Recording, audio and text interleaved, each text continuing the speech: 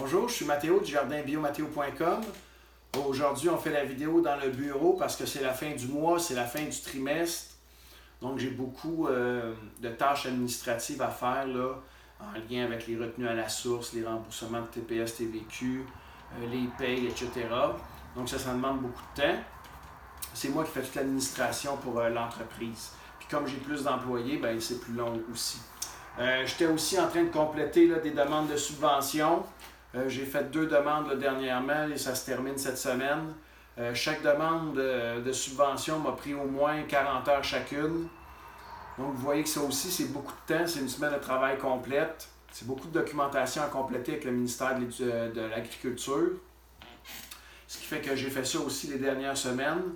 Conséquemment, je suis malheureusement moins dans les champs. Mais décidément, il n'y a rien qui se passe comme prévu cette année. Là. C'est une année complètement folle. Ça amène des bonnes choses, ça amène des moins bonnes choses. Dans le côté des bonnes choses, ben, c'est qu'on ne gaspille pas de légumes, je peux vous en assurer. Parce qu'on manque un peu de légumes, malheureusement. Ce qui fait que le kiosque va continuer à être ouvert seulement les fins de semaine. Ben, jusqu'à nouvel ordre, là, je ne peux pas vous le dire. Mais ça fait aussi que ce qu'on offre quand même, il y en a plusieurs qui ne sont pas capables de l'offrir parce que nos tomates standards, nos grosses tomates commencent à mûrir. Puis nos poivrons aussi, quand nos poivrons rouges commencent à rougir. Et ça, ben, vous ne trouverez pas ça là, fréquemment là, comme des petits maraîchers comme moi qui font du biologique. Fait que ça, c'est le côté positif. Le côté négatif, ben, c'est qu'il y a eu des orages dans les derniers jours. Encore une fois, ça se poursuit. Beaucoup de nuages. Ce qui fait que les plants à l'extérieur, ben, il y en a beaucoup qui sont malades un petit peu, qui commencent à être malades, puis ils n'ont pas réussi à prendre la vigueur là, qu'on souhaitait dans les dernières semaines. Et là, ben, les insectes ravageurs commencent à sortir. Puis comme les plants ne sont pas super vigoureux, ben, ils ont de la difficulté à se protéger. Fait que, il faut qu'on commence à asperger de l'insecticide naturel là, fait avec de la pyrétrine, de la pyrète. Donc ça, c'est des huiles essentielles de plantes. Puis les recouvrir aussi, couvrir les cultures. Donc ça engendre là, des travaux supplémentaires là, qu'on n'aime pas faire, mais qu'on est obligé parce que justement les conditions climatiques ne sont pas extraordinaires. Donc vous voyez, il y a du bon puis il y a du moins bon. Mais là, pour l'instant, c'est plus du moins bon. Mais il annonce du beau temps dans les prochains jours. On va se croiser les doigts en espérant que ça commence là, à amener les plants à être plus vigoureux puis à produire évidemment ce qu'on veut qu'ils produisent. Je voulais vous amener à la haie brise-vent. Élisée et moi, on va sortir et on va vous montrer ça. Je voulais vous expliquer un peu là, à quoi ça consistait. On est à la haie brise-vent qui a été plantée cette semaine. Plusieurs choses je vais vous dire là-dessus, des petites choses. Premièrement, je plante une haie brise-vent évidemment pour briser le vent, mais aussi pour me protéger de mon voisin qui fait de l'agriculture conventionnelle puis qui nécessairement asperge des produits chimiques.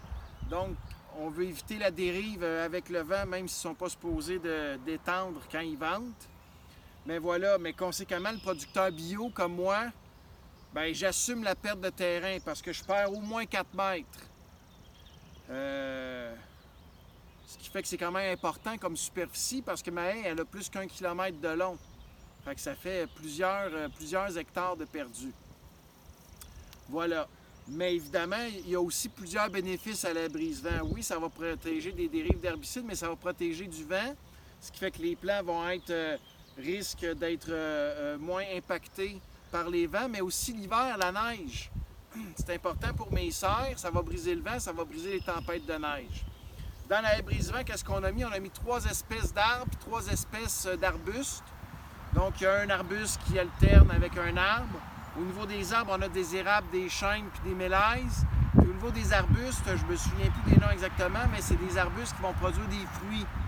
Fait qu'il y a aussi une intention de biodiversité là-dedans, puis de rendre la nature le plus... de nourrir la nature avec des fruits pour, entre autres, les abeilles, mais aussi les oiseaux, puis tout ça. Fait qu'on espère que ça va améliorer la biodiversité. Évidemment, les arbres, ça boit l'eau au printemps, puis ça maintient un certain niveau d'humidité l'été. Donc, il y a des avantages aussi à avoir des arbres le long de son terrain. Fait que voilà. Dans un monde idéal, on aimerait ça que le producteur conventionnel assume une partie de la perte de terrain en ayant lui aussi une bande une bande tampon, mais on n'est pas encore rendu là, même si c'est moi qui fait le bienfait pour la nature et pour notre environnement. Donc vous voyez, il y a des choses qu'on doit encore assumer comme producteur biologique, même si ça coûte plusieurs milliers de dollars là, installer une haie brise-vent. Oui, j'ai des subventions qui viennent m'aider, mais il en demeure pas moins qu'il faut que je débourse autant de l'argent, autant de l'espace aussi pour de terre, de bonne terre agricole. Fait que voilà pour ma haie brise-vent, je suis content que ce soit fait. Ça faisait 2 ans que j'attendais, puis les conditions climatiques n'étaient pas optimales, mais là, cette année, on s'est pris à l'avance. Donc, ça peut être fait. Mais voilà, je vais pouvoir vous montrer ça, de quoi ça va avoir de l'air d'ici quelques semaines, ça va avoir poussé. Merci de votre attention, au plaisir!